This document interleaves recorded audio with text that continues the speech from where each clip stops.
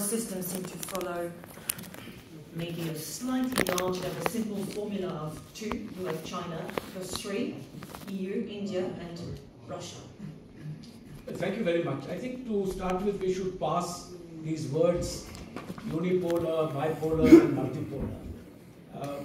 It's very clear today that we are not in a unipolar era, and that even the United States of America, still a hyperpower, still the only one with expeditionary capabilities, with a reach that no one else has, is not in a position to call all shots on all issues at all times. So frankly, it's not a unipolar era at all.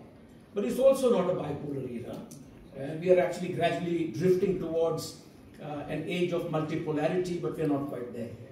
It's not bipolar at all, because unlike during the Cold War, there is no discourse that is being offered, an alternative discourse in terms of ideology. If you're looking at the possibility of terming China as the second big pole in a potential G2 kind of situation, the Chinese are not quite there yet. I think China is a global economic power. It's certainly not a global military power. It's a very big regional military power. And in my view, China is not, an evangelist. It is not proselytizing its ideology. It is actually not interested in taking on the immediate burdens of becoming a great power like the United States of America. What they are interested in is to prevent the major powers from, in their view, interfering in their inevitable rise. So we are absolutely not in any, bipolar era at all. As to multipolarity, it's actually very good at the global level and at the regional level, because it makes for a flatter world in which smaller countries, so-called middle powers, can all have a certain agency in terms of their future. But what exactly defines a middle power, or for that matter, what defines a major power? I think both these categories are extremely fluid, and to use the boxing analogy, frankly, countries move from being, welterweight to, lightweight, and featherweight to bantamweight, etc. So the real question today is, what is a middle power? That's the discourse we had this morning, and I would tend to agree with the conclusion that countries that exercise strategic autonomy, even if it is issue-based, play the role of a middle power by often taking the middle path. But the real question is, what's a great power? In my view, there is no great power today, simply because no one is able to call all the shots. The major powers are themselves very fluid. Take a look at the UN Security Council. If P5 membership alone is the definition of a great power, frankly, a clinical analysis of the permanent members tells you that there are several spent powers there. There are powers there that have a GDP that's less than those outside of the P5.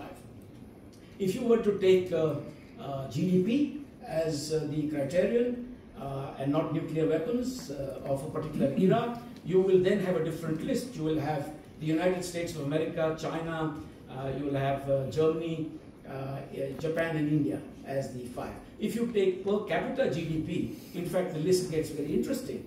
You should, in fact, have Luxembourg, you should have Ireland, you should have Qatar, and you should also have Switzerland as permanent members of the UN Security Council. So what is a major power today? It's very fluid. And I also want to say something about how we get to multipolarity.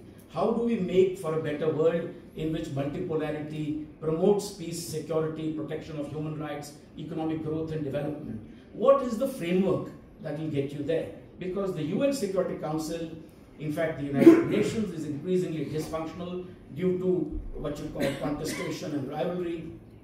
Differences within the permanent members makes it virtually impossible for that body to deliver on anything. So the game has actually shifted outside of the UN Security Council, often in the General Assembly of the UN. But as you saw in the case of the Treaty for the Prohibition of Nuclear Weapons, in fact, none of the 9 nuclear weapons were a party to the treaty. And so the General Assembly, in fact, has limited capacities. Without the concurrence of the permanent members, the GA really does not get you anywhere beyond expression of sentiment. What then is available is for us to examine. And I would say that the G20 is a fine vehicle for it's a flatter organization. There is no veto there, as previous speakers have alluded to this morning. In the G20, you have the G7, you have the BRICS, you have the MICTA, you have the P5, you also have the so-called IDSA, that is India, South Africa, and Brazil.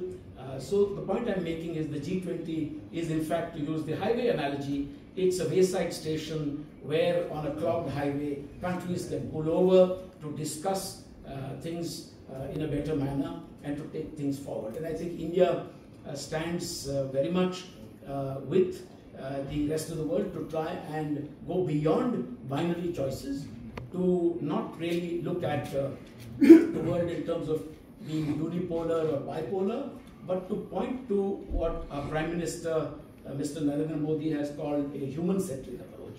We should be looking at a values-based future, something that we have worked for, in terms of offering 150 million doses of the COVID vaccine to more than 100 countries during that crisis. Beyond that, to being first provider at times of natural disaster in our region, or also making genuine efforts to build consensus in the G20 to offer things like, along with France, the International Solar Alliance or the Coalition for Disaster Resilient Infrastructure, or for that matter, the Islands for Resilient Infrastructure, group, the association, and things of that sort. It has to be a pro bono future. We have to move beyond the binaries and come to a better future. Thank you very much.